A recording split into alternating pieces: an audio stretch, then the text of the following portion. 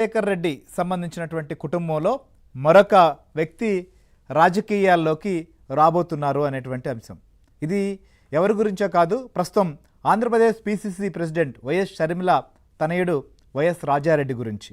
ఇవాళ ఆయన వారి తల్లితో కలిసి అంటే షర్మిలతో కలిసి కర్నూలులో ఆయన పర్యటించారు. కర్నూలులో ఉల్లి రైతులకు సంబంధించినటువంటి సమస్యలు, వారు ఎదుర్కొంటున్నటువంటి ఇబ్బందులేంటి, వీటికి సంబంధించిన అంశం పైన షర్మిల అక్కడికి వెళ్ళడం, వారితో మాట్లాడడం చూసాం. సో అయితే ఈ పర్యటనకు వెళ్ళబోతున్నటువంటి ముందే వైఎస్ రాజారెడ్డి షర్మిలతో కలిసి పర్యటనకు వెళ్ళారు. మనం చూస్తున్నాం దృశ్యాలు కూడా. వైఎస్ విజయమ్మ ఆయన ఆశీర్వదించి పంపిస్తున్నటువంటి పరిస్థితి. అంటే ఇది ఎందుకు మనం డిస్కస్ చేసుకోవాల్సినటువంటి అంశం అంటే, సో రాజకీయాల్లోకి వైఎస్ కుటుంబంలో నుంచి మరొక వ్యక్తి కూడా రాబోతున్నారు. ఆంధ్రప్రదేశ్ మాజీ ముఖ్యమంత్రి వైఎస్ జగన్మోహన్ రెడ్డికి షాక్ ఇస్తూ వైఎస్ మేనల్లుడైనటువంటి రాజారెడ్డి రాజకీయాల్లో అడుగుపెట్టబోతున్నారు అనేది ప్రస్తుతం చర్చకు దారితీస్తున్న పరిస్థితి. ఎందుకంటే ఇప్పటికే వైఎస్ కుటుంబంలో 3 తరాలుగా రాజకీయం కొనసాగిస్తూ వస్తున్నారు. మనం చూస్తే వైఎస్ ఏదైతే రాజారెడ్డి అంటే రాజశేఖర్ రెడ్డి తండ్రి, ఆయన పులివెందులకు సంబంధించి సర్పంచ్గా పనిచేశారు. తర్వాత ఆయన రాజకీయాల్లో ఒకవైపు ఇంకోవైపు వ్యాపారాలు, ఈ రెండింటిల్లో కూడా ఆయన ఉంటూ వచ్చినటువంటి పరిస్థితి. సో ఆయన ఒక ఫ్యాక్షన్ లీడర్గా, దాంతోపాటు రాజకీయాలు, వ్యాపారాలు ఇవన్నీ కూడా చేసినటువంటి వ్యక్తిగా అందరికీ తెలుసు. ఆయన గతంలో సిపిఐ నుంచి గజ్జల మల్లారెడ్డి గారు, ప్రముఖ జర్నలిస్టు, ఆయన పోటీ చేసినప్పుడు కూడా జనరల్ ఏజెంట్గా కూడా రాజారెడ్డి పనిచేశారనేది కొంత సమాచారం. సో అప్పట్లో ఆయన అంటే తర్వాత క్రమంలో అలా రాజకీయాల్లో ఉంటున్న తర్వాత వైఎస్ రాజశేఖర్ రెడ్డి రాజకీయాల్లోకి రావడం, వైఎస్ రాజశేఖర రెడ్డి తర్వాత వైఎస్ వివేకానంద రెడ్డి, వీరిద్దరిది కూడా నెక్స్ట్ తరం. అయితే ఆ తర్వాత మనం చూసాం రాజశేఖర్ రెడ్డి మరణానంతరం అంటే దానికంటే ముందే జరిగినటువంటి ఎన్నికల్లో వైఎస్ జగన్మోహన్ రెడ్డి పార్లమెంట్ సభ్యుడిగా కడప నుంచి పోటీ చేయడం, ఆయన రాజకీయాల్లోకి వచ్చారు. సో ఇక ఆయన మరణానంతరం వైఎస్ జగన్ కాంగ్రెస్ నుంచి వీడి వైఎస్ఆర్ కాంగ్రెస్ పార్టీ పెట్టడం, ఆ తర్వాత వారి తల్లి విజయమ్మ పోటీ చేయడం మనం చూసాం. ఆ తర్వాత జగన్ ఏదైతే సిబిఐ ఈడీ కేసుల్లో జైలుకు వెళ్ళిన నేపథ్యంలో వైఎస్ఆర్ కాంగ్రెస్ పార్టీని సంబంధించి నడిపించే బాధ్యతలు షర్మిల తీసుకోవడం, రాష్ట్రం అంతా పాదయాత్ర చేసినటువంటి పరిస్థితి వైఎస్ షర్మిల. ఇట్లా వైఎస్ రాజారెడ్డి తర్వాత రాజశేఖర్ రెడ్డి, వివేకానంద రెడ్డి, ఆ తర్వాత జగన్మోహన్ రెడ్డి, తర్వాత షర్మిల, ఆ తర్వాత నెక్స్ట్ జనరేషన్గా ప్రస్తుతం వైఎస్ రాజారెడ్డి. అంటే షర్మిలకు ఒక కుమార్తె, ఒక కుమారుడు, అందులో రాజారెడ్డి.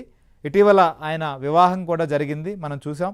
సో ఆ తర్వాత ఆయన గురించి పెద్ద చర్చ జరగకపోయినప్పటికీ ఇవాళ ఆయన రాజకీయాల్లోకి వెళ్ళారు. అంటే రాజశేఖర్ రెడ్డి సంబంధించిన వారసులుగా అటు జగన్మోహన్ రెడ్డి, షర్మిల ఉంది, ఆ తర్వాత రాజారెడ్డి ప్రస్తుతం రంగంలోకి వస్తున్నారు. అయితే జగన్మోహన్ రెడ్డికి 2 కుమార్తెలు, వారు చదువుకున్నారు.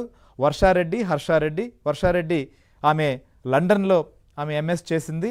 అట్లనే హర్షారెడ్డి కూడా ఆమె ఎకనామిక్స్తో పాటుగా ప్యారిస్లో ఆమె ఎంబీఏ కూడా చదివి ప్రస్తుతం విదేశాల్లోనే వారు ఉంటున్నారు. సో ఇంకొక వైపు షర్మిలకు సంబంధించి ఆమె కుమార్తె, ఆమె కూడా ఉన్నత విద్య చదువుకుంది. అలానే ప్రస్తుతం రాజారెడ్డి కూడా, ఆయన కూడా అమెరికాలో చదువుకున్నటువంటి వ్యక్తి. ప్రస్తుతం ఆయన రాజకీయాల వైపు ఆసక్తి ఉందా, లేకపోతే రాజకీయాల్లోకి ఆయన్ను తీసుకొచ్చేటువంటి ఏర్పాట్లు అందుకు అనుగుణంగా అడుగులు పడుతున్నాయా అనేది భవిష్యత్తు నిర్ణయిస్తుంది. అయితే ఇక్కడి వరకు సహజంగా సరే తల్లితో పాటు ఆమెకు తోడుగానో లేకపోతే వెళ్ళడం, లేకపోతే ఆమె మరొక చోట ఉన్నప్పుడు కలవడం, ఇలాంటివన్నీ చూసాం. కానీ పక్కా రాజకీయపరమైనటువంటి ఆందోళన కార్యక్రమం, రాజకీయంగా ఆమె వెళుతున్నటువంటి కార్యక్రమానికి ఆయన వెళ్ళాడు. కాబట్టి ఇది ఖచ్చితంగా ఆయన్ని రాజకీయాల్లోకి తీసుకొచ్చేటువంటి ప్రయత్నం, లేదా ఆయన రాజకీయాల్లోకి వచ్చేటువంటి వ్యవహారంగానే చూస్తున్నారు. సో ఈ పరిణామం ఆయన ఇప్పుడు ప్రస్తుతం వారి తల్లి కాంగ్రెస్లోనే ఉంది, ఆమె కాంగ్రెస్ పార్టీ అధ్యక్షురాలు కాబట్టి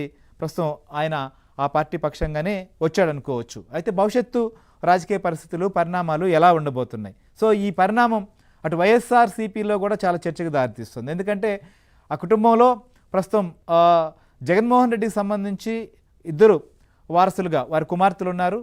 అలానే షర్మిలకు సంబంధించి కుమార్తె, కొడుకు ఉన్నారు. అందులో ప్రస్తుతం షర్మిల కుమారుడు వచ్చారు. సో దీని ప్రభావం సో వైఎస్ రాజారెడ్డి అనేటువంటి పేరు వారి అంటే జగన్మోహన్ రెడ్డి తాత పేరే ఆయనకు కూడా పెట్టుకున్నారు కాబట్టి సో రాజారెడ్డి వచ్చారు రాజకీయాల్లోకి అనే తలకి అటు కడప కావచ్చు రాయలసీమ జిల్లాల్లో కూడా ఇది చర్చకి దారితీసింది. భవిష్యత్తులో మామకు అంటే రాజకీయంగా ప్రత్యర్థిగా అల్లుడు మారుతాడా లేకపోతే ఏం జరగబోతోంది అనేటువంటిది కూడా ప్రస్తుతం చర్చించేటువంటి పరిస్థితులు కనిపిస్తున్నాయి. సో అందుకోసమని మనం ఈ అనాలిసిస్ చేస్తున్నాం. సో అయితే రాజారెడ్డి అక్కడికి వచ్చిన తర్వాత మీడియా కూడా షర్మిలను అడిగారు. సో సమస్యలన్నీ గురించి విన్న తర్వాత ఆమె రాజారెడ్డి ప్రస్తావన చేస్తే ఆమె ఏం రియాక్ట్ అయ్యారో కూడా ఒకసారి విందాం వారి మాటల్లోనే. మీ అబ్బాయి రాజారెడ్డి ఫస్ట్ టైం వచ్చాడు, ఏమన్నా పొలిటికల్ అవకాశం ఉందా?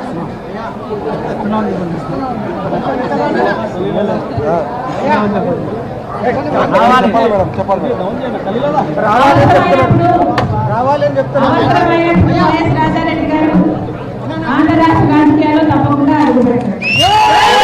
మీ అబ్బాయి రాజారెడ్డి ఫస్ట్ టైం వచ్చాడు, ఏమన్నా పొలిటికల్ అవకాశం ఉందా?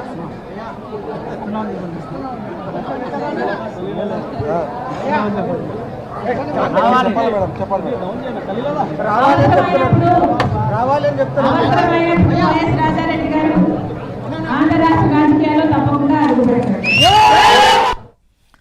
రైట్, చూసాం కదా ఏదైతే మీడియా అడిగినటువంటి ప్రశ్నలకు షర్మిల రియాక్ట్ అయినప్పుడు అవసరమైనప్పుడు వైఎస్ రాజారెడ్డి రాజకీయాల్లోకి అడుగు పెడతారు అనేటువంటి మాట చెప్పడం జరిగింది. సో ఎప్పుడు ఎలాంటి పరిస్థితులు ఎదురవుతాయి లేకపోతే ఎలాంటి అవసరాలు చోటు చేసుకుంటాయి అనే దాన్ని బట్టే ఆ వ్యక్తుల యొక్క పాత్ర మనకు సిద్ధమవుతూ వస్తుంటుంది. సహజంగా ఏ రాజకీయ నాయకుడు ప్రస్థానం చూసుకున్నా లేకపోతే వారసుల యొక్క ప్రస్థానం తీసుకున్నా మనం గమనిస్తే ఆయా పరిణామాలు పరిస్థితులు ఒక్కోసారి ముందుగానే ప్రణాళికాబద్ధంగా జరుగుతాయి, కొన్ని ప్రణాళికతో సంబంధం లేకుండా కూడా జరుగుతూ ఉంటాయి.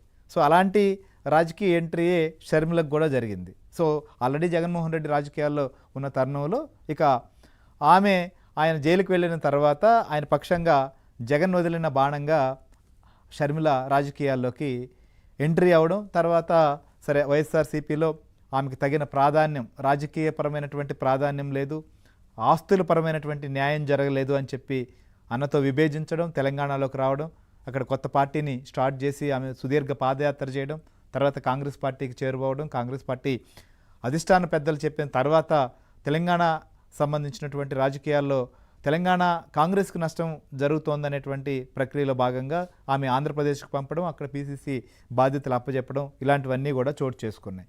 సో ఇలాంటి తరుణంలో వైఎస్ రాజారెడ్డి రాజకీయ ప్రవేశం చేస్తే ఆయన ఎక్కడి నుంచి పోటీ చేసే అవకాశం ఉంటుంది? ఆయన అధికారికంగా రాజకీయాల్లోకి వచ్చేటువంటి అవకాశాలే ఉన్నాయా? వారికి సంబంధించినటువంటి ఓట్లు ఎక్కడున్నాయి? అసలు వారికి ఓట్లు ఉన్నాయా లేవా? ఉంటే ఎక్కడున్నాయి? సో ఎక్కడ ఓటు హక్కు వినియోగించుకుంటున్నారు ఇప్పటి వరకు? ఏ అసెంబ్లీ స్థానం పరిధిలో వారికి ఉన్నాయి? సో ఇవన్నీ కూడా చాలా ఆసక్తికరమైనటువంటి